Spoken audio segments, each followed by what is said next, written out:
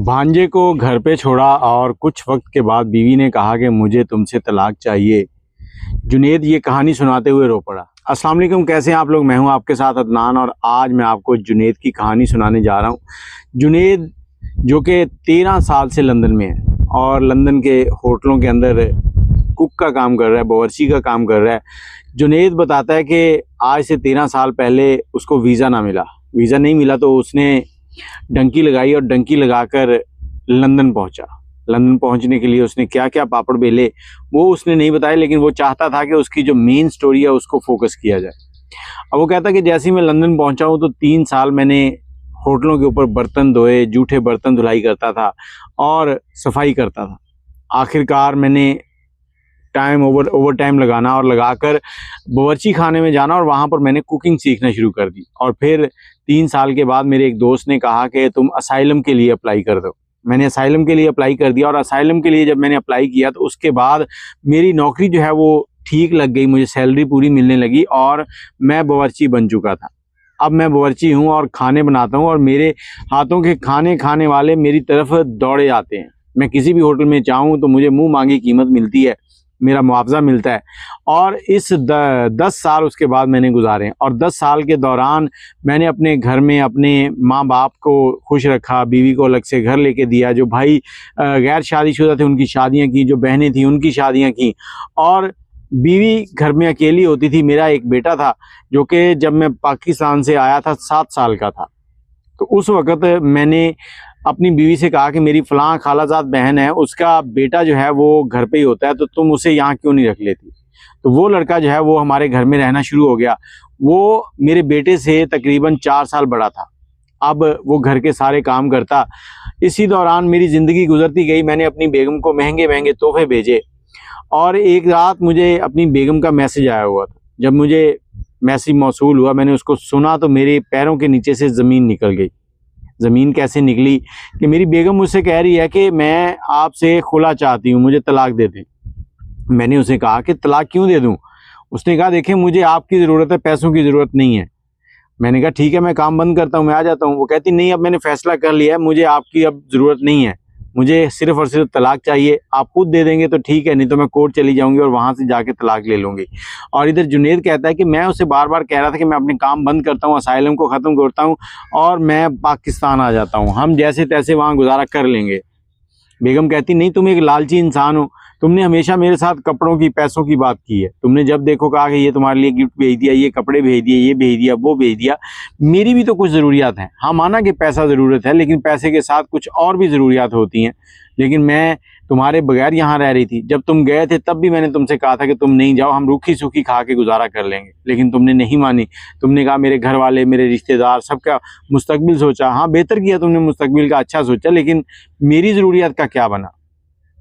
आखिरकार उसने खुला का दावा दायर कर दिया।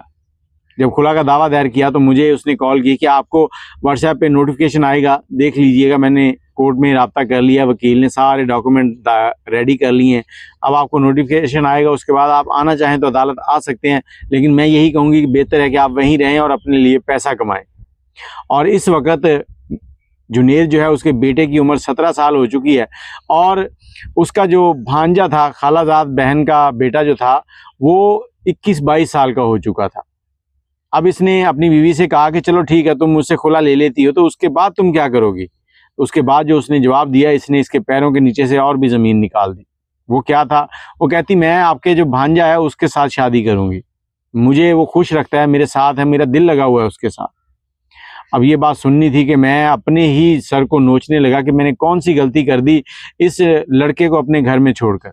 जबकि इस लड़के को मैंने अपने घर में जब बिठाया था तब मुझे बहुत सहूलत हो गई थी। मेरी बीवी जो थी वो पढ़ी लिखी नहीं थी और मेरे घर के सारे काम ये लड़का करता था। मैंने इसको मोटरसाइकिल लेके दी, इसका स्कूल का खर्चा, हर चीज़, इवन के A to Z, इसके घर भी पैसे भेजता था कि उनको भी इसकी परेशानी ना हो कि हमारा बेटा होता तो शायद कुछ कमाता।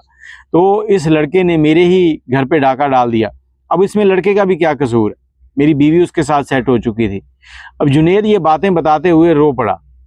अब वो चाहता था कि ये कहानी ज़माने के सामने आए। जुनेद अपना नाम नहीं बताना चाह रहा था, लेकिन वो कहता कि जब ये सारा मामला हुआ, कोर्ट में केस चला, मैं वहाँ पेश नहीं हो सका। मैंने अपने वकील से मशवरा किया तो उसने कहा देखो वो तुम्हें नहीं चाहती, अगर तुम चले जाओगे यहाँ से, तुम्हारे डॉक्यूमेंट जो है वो ख़त्म हो जाएंगे, तुम्हें यहाँ की नेशनैलिटी भी नहीं मिलेगी और तुम दोबारा कभी लौट नहीं सकोगे। और बीवी जो है वो फैसला कर चुकी है, वो तुम्हारे साथ नहीं रहेगी, तो बेहतर है कि तुम ना जाओ, उसे उसके हाल पे छोड़ दो। बेगम ने वो सारी चीज़ें जो मैंने उसको आज तक भेजी हुई थी वो सब की सब घर में छोड़ी और अदालत का फैसला आने के बाद मेरे उस खालाजाद भांजे के साथ शादी कर ली। अब मैंने अपने रिश्तेदारों से जब बात की, मेरे भाई, मेरे चचा, ताया, वो सब के सब मुझे फ़ोन के ऊपर बताते थे कि हमें तो बहुत अरसे से इन चीज़ों का पता था।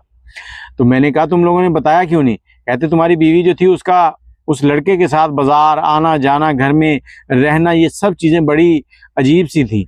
हमने तुम्हें सिर्फ इसलिए नहीं बताया कि तुम हमारी बात का यकीन नहीं करोगे, अब तुम्हें यकीन आ गया है। तो कहता मैं आंखें खोल खोल के उनको देखता था कि ये क्या कह रहे हैं, और एक हद तक उनकी बात ठीक भी थी कि हो सकता है कि उस वक्त वो मुझे बताते और मेरी आंखों पर बीवी की मोहब्बत की चर्बी ऐसी चढ़ी हुई थी कि मैं उनकी बातों को ना मानता। मैं अपनी बीवी के लिए यहाँ लंदन में हज़ारों ख्वाब देख रहा था कि वो आएगी तो हम ये करेंगे, वो करेंगे, हमारा बेटा ये करेगा, बेटे को ये नौकरी दिलवाऊंगा, ऐसे करूंगा, वैसे करूंगा। लेकिन मेरे सब के सब ख्वाब जो हैं वो चकनाचूर हो गए। मेरी बीवी मेरा भांजा ले गया। अब ये बातें बताई और उसने कहा कि ये सारी कहानी आप शेयर करें ताकि लोगों को पता चले कि जब आपके कोई रिश्तेदार आपके घर के बारे में कुछ ना कुछ बताते हैं तो उसमें कुछ ना कुछ सच्चाई ज़रूर होती है।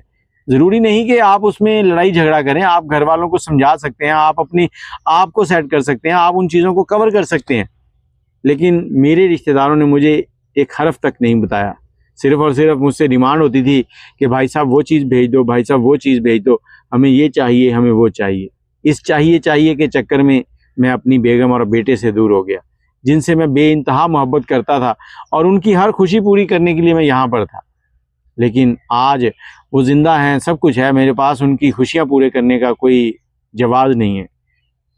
बाकी आप लोग भी अगर बाहर जाते हैं तो इस चीज़ का ख़ास ख्याल रखें कि आपने अपने बीवी बच्चों को भी टाइम देना है, उनके पास भी लौटना है। ये ना हो कि आप दौलत कमाने के जुनून में इतने अंधे हो जाएं कि आपको घर वाले नज़र ही ना आए। बाकी अपनी राय कमेंट में ज़रूर दीजिएगा। अल्लाह हाफिज़।